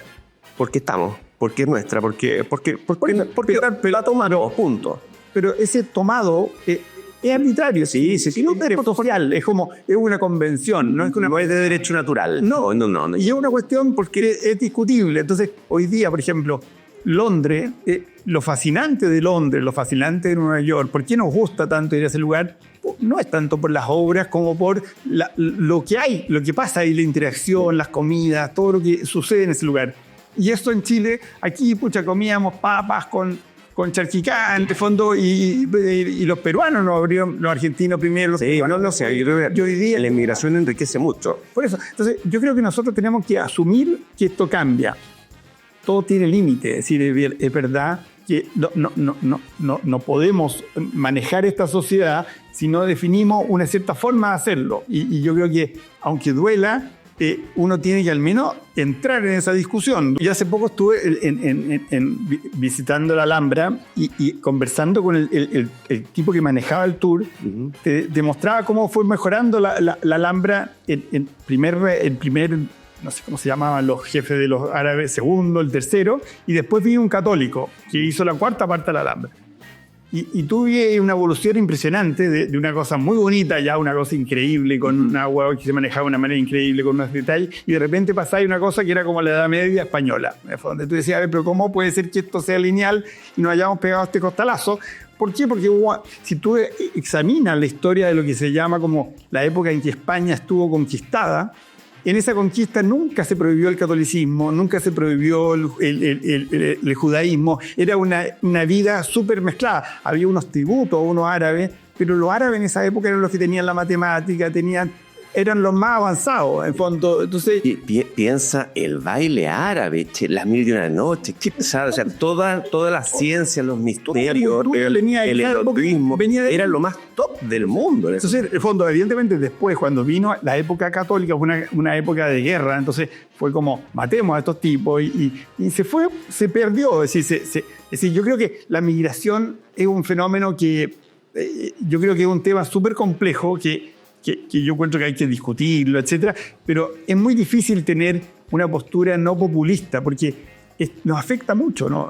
Un poco lo que tú decís, es muy irritante que te estén cambiando tus formas de vivir, en fondo, pero en gran parte tiene que ver con que la sociedad no es capaz de darle a esta gente, sí, problemas como los que tenemos hoy día en las poblaciones, en el fondo, es porque el Estado se está retrayendo. En el fondo, sí, el gran problema de las tomas es que el Estado no está ahí, entonces no tienen consultorio, es decir, se fomenta en ese lugar el abuso, el asesinato. Yo no puedo creer que para que no haya incendio en una zona, en una región del país, haya que poner toque de queda. O sea, tan retirado está el Estado que no pudo identificar a los 40 o 50 tipos que están. Pero otro tema, o sea, de lo mismo pero mirado desde otro punto de vista. O sea, no lo miremos como preocupación. O sea, ¿qué cosas deberían venir? ¿Qué cosas si tú estuvieras así, si te pidieran una asesoría, si te dijeran, ¿qué aprovechamos? ¿Cómo nos metemos mejor a esa ola que viene? ¿Qué cosas deberían estar pasando? Yo creo, ya hemos dicho varios, o sea, educación para saber usar estas cosas. Yo creo que una educación también de buenos consumidores, porque cuando tú tienes un consumidor exigente, la oferta es exigente. Es como vas a las tiendas de ropa en Italia y los italianos, o de comida, y los italianos son más exigentes. El restaurante de comida china es más rico que el de acá, porque el consumidor es más exigente. Si yo te dijera, ¿dónde le metamos clavija? ¿Dónde hay cosas que podríamos... ¿O qué se viene? Yo creo que en el fondo nosotros no somos capaces de hacer estas cosas, en el fondo, como país, como sociedad, no teníamos la capacidad de hacer como lo que vamos a hacer esto por un tema de volumen, pues muchas facilidades.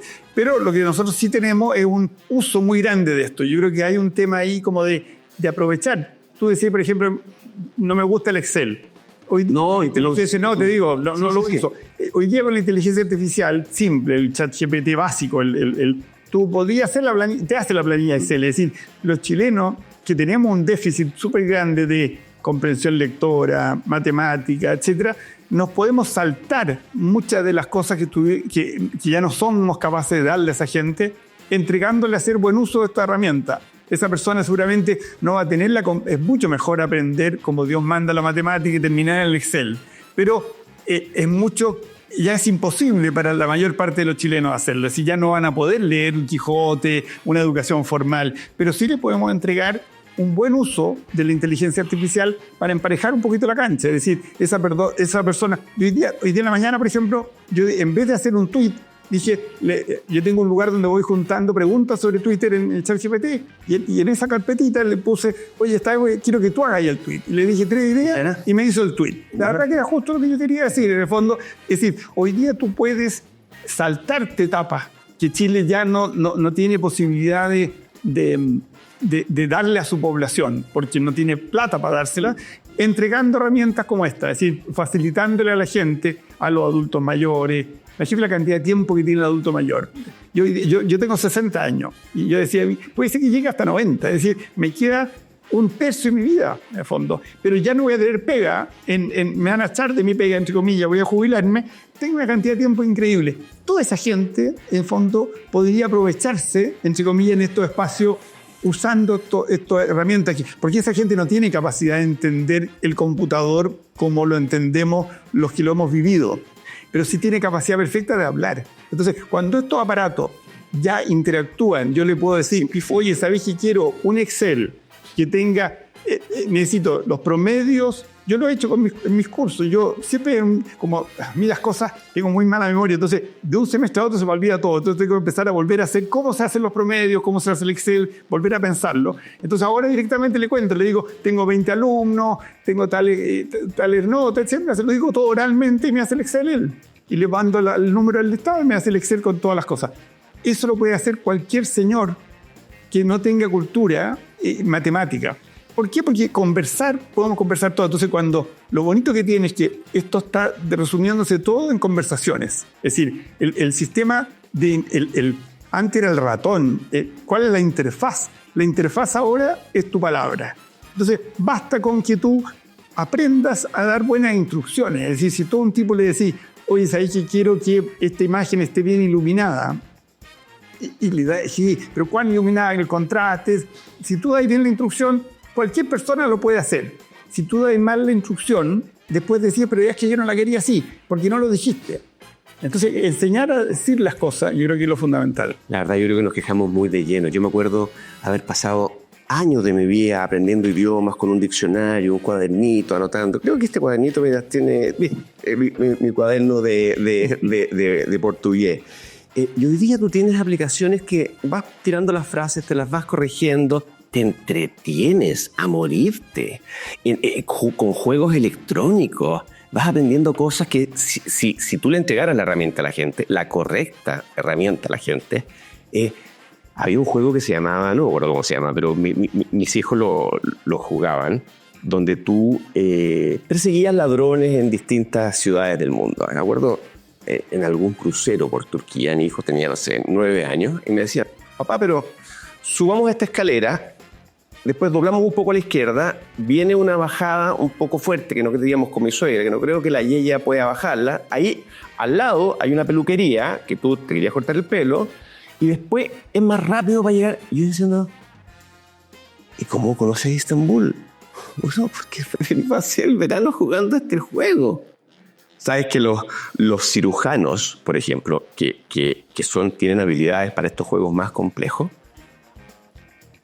Las personas que tienen habilidades para estos juegos más complejos son mucho mejores cirujanos. Y algunas escuelas de medicina les están haciendo jugar estos juegos porque tienen que tomar decisiones rápidas, manejar cientos de variables, habilidades con las manos.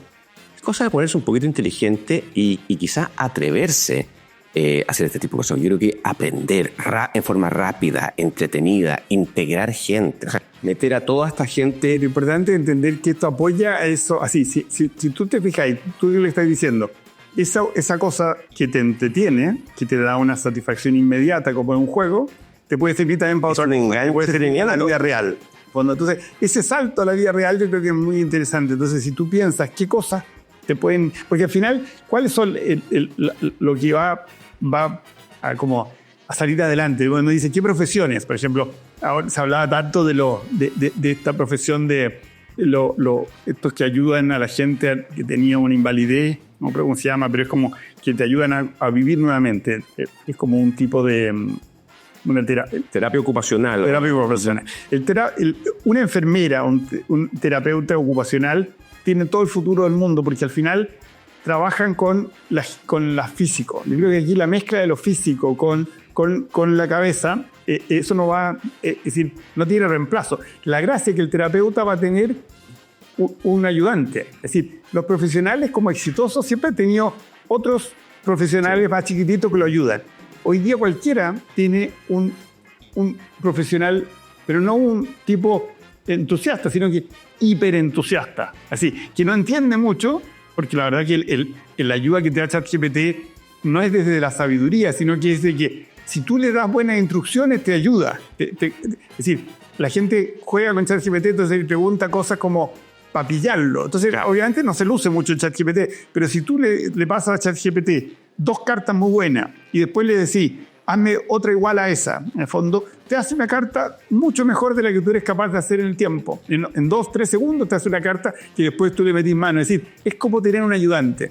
Nosotros le podríamos dar ayudante a toda nuestra población, a los tipos que están en el campo. Es decir, y yo creo que el tema es aprender a que lo aprovechen, en el fondo, y no lo usen solamente para... La gente dice, antes el peligro era que te pescaran tu WhatsApp. El futuro va a ser que te pesquen tu chat GPT, en el fondo, porque las cosas que uno pregunta hablan mucho de ti, pero en el fondo es el otro día... ¿Cómo se cura la resaca de la heroína?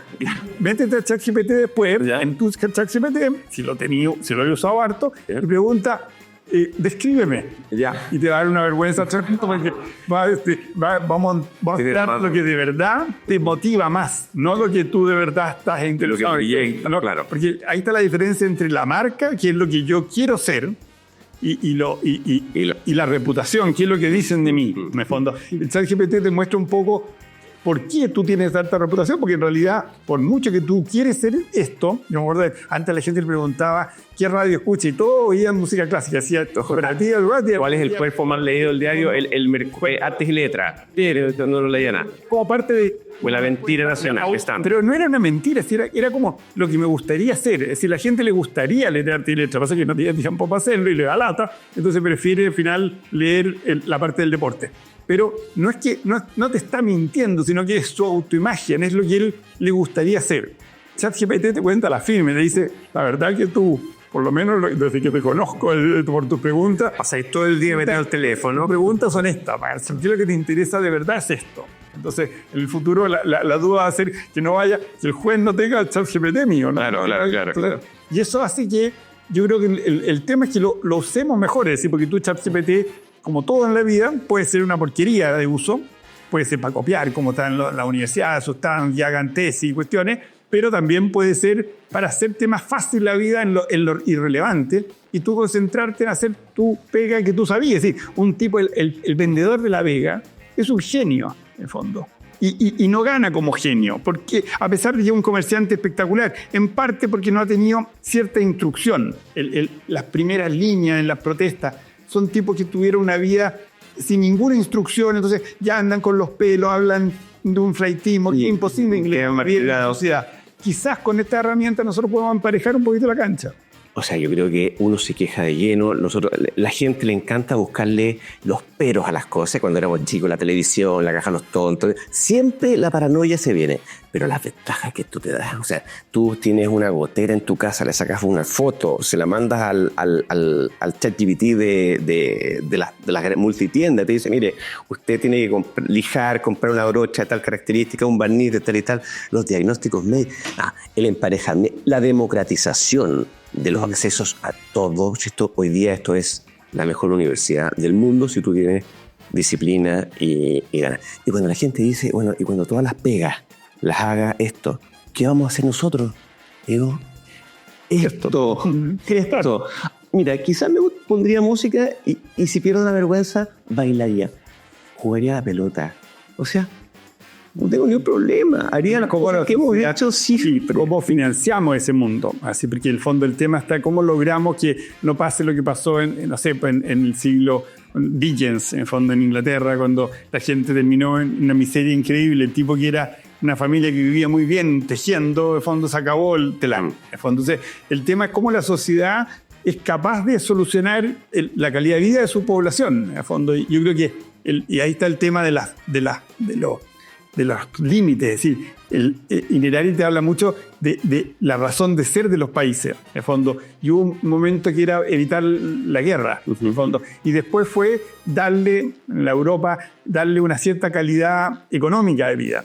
Y él dice que ahora el tema es administrar el conocimiento. Y en esa administración de conocimiento hay que tener cuidado porque es muy sofisticado el tema, así. ¿Qué es lo que es? Es decir, el gran problema de la falta de confianza en las instituciones es esta idea que el poder tiene asesores en uno les llaman asesores, los otros les llaman como... Sí, los expertos. Los expertos son como... A la derecha le gusta hablar de expertos, asesores, pero los otros tienen lo proyectual. Claro, exacto. Quiero decir, cientistas pero políticos. Son como los que ellos definen. En el fondo, en vez de preguntarle a la gente, bueno, ellos definen. Entonces, ¿cómo? ¿Y qué es lo que dice Daniel? Es que dice...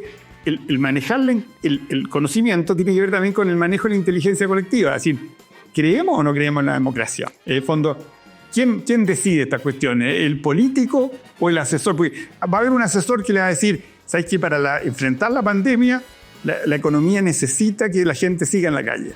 Y el otro asesor le va a decir, la única manera de parar la muerte es que se confine a la gente. Son dos asesores súper serios, bien intencionados, así uno le puede sacar toda la cosa ideológica. El político es el que tiene que decidir. Y para eso lo elegimos, es decir, porque el conocimiento nunca te va a resolver, no te va a dar la solución política, te va a decir, ¿sabes qué? Ten en cuenta esto y el otro debe tener en cuenta esto. Y hoy día tenemos a Trump y después teníamos a Biden, en el fondo. Es decir, son políticos distintos que van a decidir usando ese sello. Y uno puede llegar a extremos de tener un tipo como Putin, en el fondo, o Maduro, en el fondo, que es irritante el caso de Maduro cuando tú lo oyes hablar, pero ahí está, por el fondo. Entonces, ¿cómo lidia con ese personaje? Pues qué bueno que tocaste este tema antes que terminar, porque yo creo que es de las cosas más fascinantes que se viene, porque efectivamente las famosas democracias representativas no eran tan representativas, tenían 1.000, 2.000 personas que eran los políticos, que son los que deciden a quienes se meten en la papeleta, a quienes le dan la oportunidad de estar. Y luego se hace esta pantomima cada 4 años donde la gente va, vota por los que eligieron para poner en las papeletas, con ese grupo ya reducido, otras personas. Pero después tu opinión no vale nada. Hoy día las audiencias, las masas están pudiendo opinar, están pudiendo interactuar. Se hace una viralización de un tema y cae un ministro, se paraliza la compra de una casa o de lo que sea. O sea, hay mucho poder. Pero sobre todo, yo creo que el tema más central es esta dualidad entre democracia y burocracia. Lograr hacer algo en los 4 años es muy difícil, porque la cantidad de toma de decisiones que está entregada a los... da lo mismo, el político, científico, lo que sea, o los planes de las instituciones, los DOM, es brutal. Entonces, yo creo que se va a producir un reordenamiento hacia mayor poder de la gente, más democracia, pero que va a hacer temblar un poquito las estructuras, porque los poderes ejecutivos se van a tender a consolidar o van a tender a ofrecerle un plan a la ciudadanía y luego decir, vine a cumplirlo. A mí esto no me lo para un juez, no me lo para el DOM, no me lo para fulanito de tal.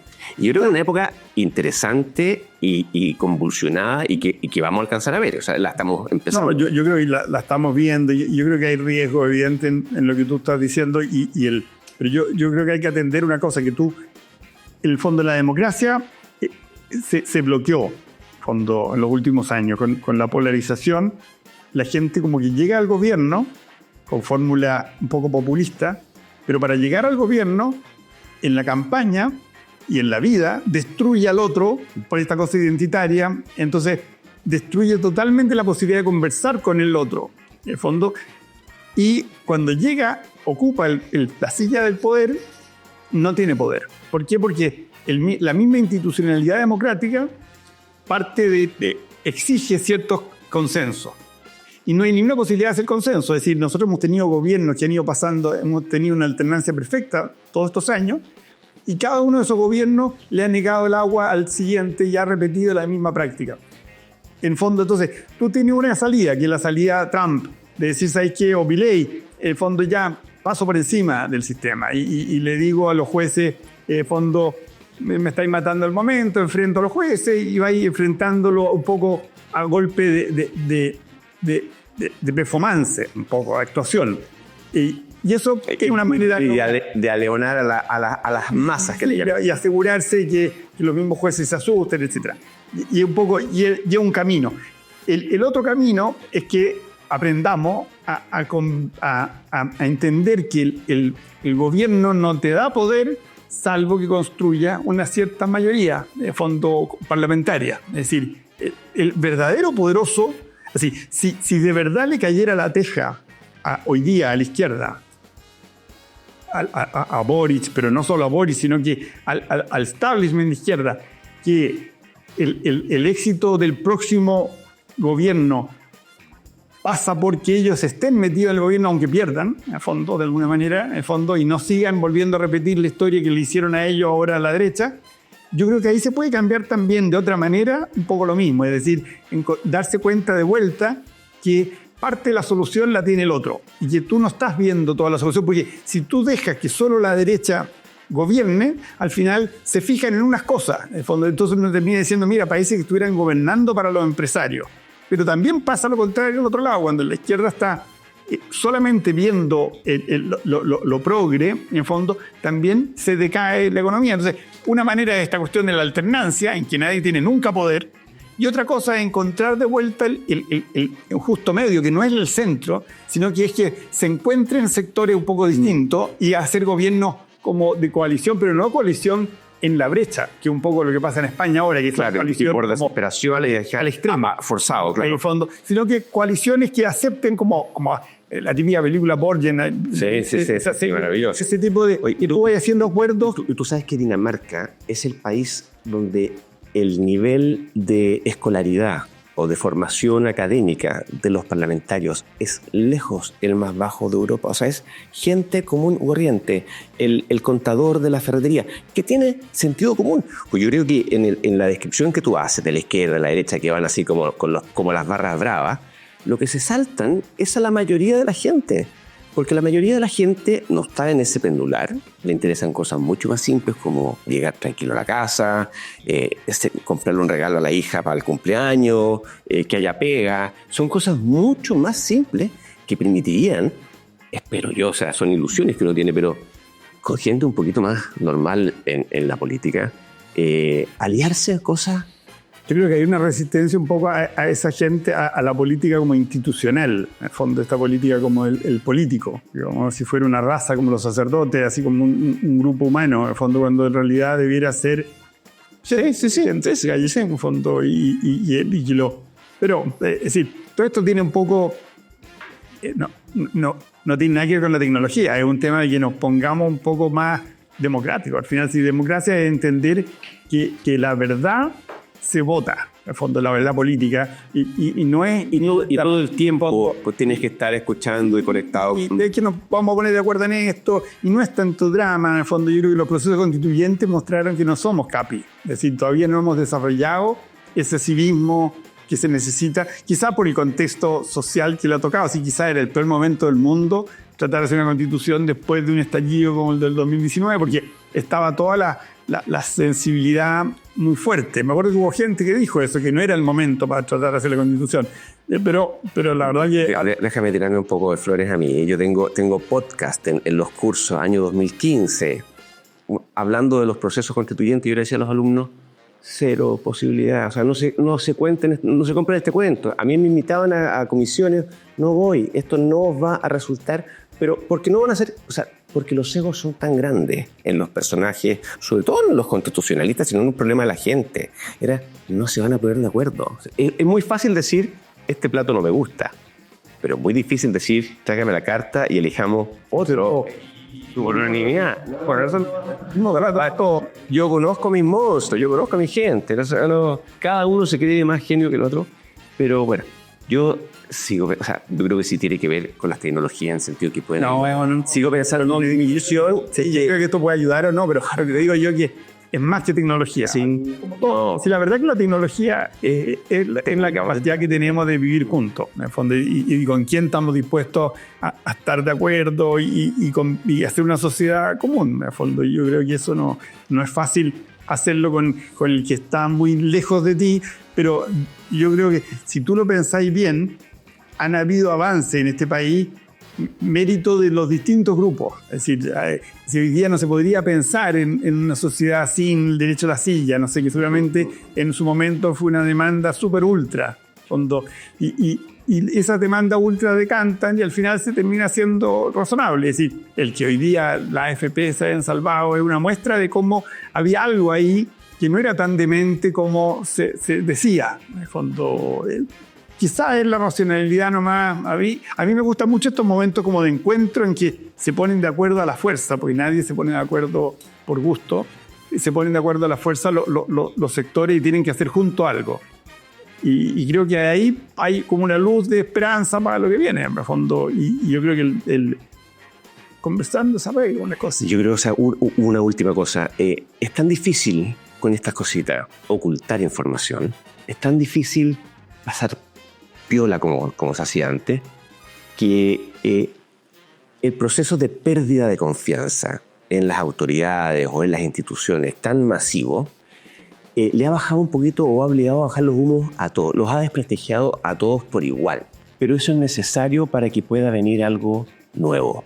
Es justo, ha sido justo que la gente le ponga más la nota a los políticos, porque ve lo que hacen, ve cómo se comportan, ve que el discurso y la acción son distintas, ve que las cosas que prometen no las cumplen, pero diría por lo menos eso lo podemos ver, y eso yo creo que es un súper avance. No meta, pero... Pero mira la evolución, tú mismo decís las limitaciones de la política y cómo la gente se ha aprovechado de la democracia, en el fondo, pero si tú lo comparas con lo que era antes de la Revolución Francesa, la Revolución Francesa le dio un espacio a mucho más gente, es decir, a lo bestia, pero y ahí nace este sistema que con todas las limitaciones tiene la gracia que aumentó ese espacio. El espacio que se podía dar en ese momento era el que existía. Es decir, hoy día, gracias a estas redes, podemos tener mucho más espacio. Es decir, evidentemente puede ser una democracia más perfecta si es que nos aprovechamos de esto. Lo que pasa es que muchas veces se usa esto solamente para evitar la verdad. Es decir, una de las gracias que tenemos en la escucha nosotros, por ejemplo, hay muchas cosas que en la campaña, por ejemplo, reciente de la Municipalidad de Santiago, nosotros estuvimos haciendo escucha. Con esta herramienta uno se da cuenta también los bots y las campañas y discrimina y te da cuenta que todo eso no es real. Es como hay una orquestación, hay cuentas que están pagadas y te das cuenta al tiro por cómo se construyen esas cuentas. Y tú eso puedes decir, ¿sabes qué? No, eso no es así. Es importante que está pasando, pero no es grave. Con margen de error, ¿te podéis tirar un carril de qué porcentaje de lo que hay en Twitter son bots o personas falsas? Bots, así el bots automatizado no es alto. Pero, por ejemplo, en la conversación de las vacunas, había más de la mitad de la conversación que estaba en unos bordes, en fondo, que hablaban entre ellos. Y había lo que se llama el componente gigante de la conversación, era una sola conversación que estaba en medio, que era menos de la mitad de la gente. Es decir, había un 50% de la gente que nunca habló con nadie más. Cuando tú decís gente que nadie lo pesca, estaban totalmente, no lo pescaba nadie. Tú mirabas toda esta conversación y parecía una conversación loca. Si tú mirabas y en realidad el componente gigante donde de verdad estaba la conversación, había una conversación súper inteligente que predecía muy bien que la gente se iba a vacunar y que iba a apoyar el proceso de vacunación, a pesar de todo lo que se decía de Bill Gates, etc. Y es lo que se dio. En el fondo, piensa que en ese momento casi no habían actores públicos contra la vacuna. En el fondo, hoy día tenemos candidatos presidenciales, pero en esa época no había eso. Entonces, yo creo que la estructura de la conversación te da mucha pista, casi tanto o más rica que la repetición de las palabras. Nosotros, en vez de usar esto que se llaman, que tú pones... Si lo he visto. Igual en vez de usar eso, hacemos nubes de palabras. Redes de palabras. Las redes de palabras lo que hacen es qué palabras se repiten en los mismos dos. ¿Cuáles palabras? Entonces tú te das cuenta que ciertas personas hablan con ciertos términos, por ejemplo, economía circular, es una cosa que no la usa es más bien del mundo empresarial. Entonces, y ese tipo de cosas te sirve mucho más. Es decir, para mí el concepto de redes hace que el tiro no solamente pienses en volumen, sino que pienses más bien y te olvides del volumen, del promedio y busques destilamiento. Porque las redes no es... Es decir, el típico ejemplo que se usa en las redes, Barabasi lo usa mucho, es que si tú tratas de describir las redes no hay igualdad. Se llama Don Mateo. Al que tiene se le quitará más tiro y al que lo tiene se le quitará. Hasta lo poco que tiene se le quitará. Esa es la justicia, entre comillas, de las redes.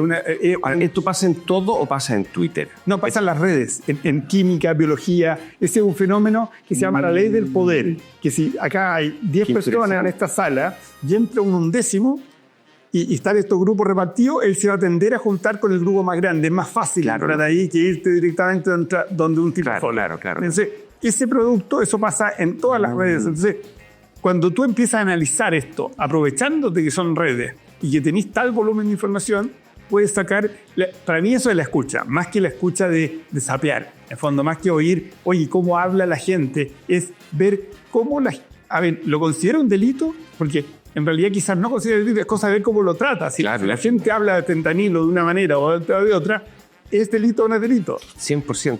Oye, y la composición de las distintas redes, de las más importantes, es muy distinta. Esto que se dice que Facebook es de viejos o que el TikTok es de jóvenes. No, sí, es muy distinto, pero en Chile, como yo diría que son como... Lo más distinto que tienen es el tipo de objeto que se comparte. Es decir, en TikTok es un tipo de video que no es una cosa generacional, socioeconómica. Sí, en el caso chileno, por ejemplo, TikTok, en la época ya de Kast, estoy hablando de José Antonio Kast, y cuando fue la elección, en Chile el TikTok a nivel popular atravesaba todas las edades. En la clase alta era un tema más juvenil, pero en la clase popular era totalmente transversal. Yo creo que hoy día debe ser mucho más transversal también en la clase, ese TikTok ha ido imponiéndose. Entonces van cambiando la cosa etaria. Yo te diría que va bien el objeto. La gracia que tiene Twitter es que es conversacional y que es el único que se dedica un poco a lo público. Entonces, tiene la ventaja que es muy transparente. Entonces, Twitter nunca te va a servir para medir lo que piensan los chilenos, porque es un grupo chiquitito de gente.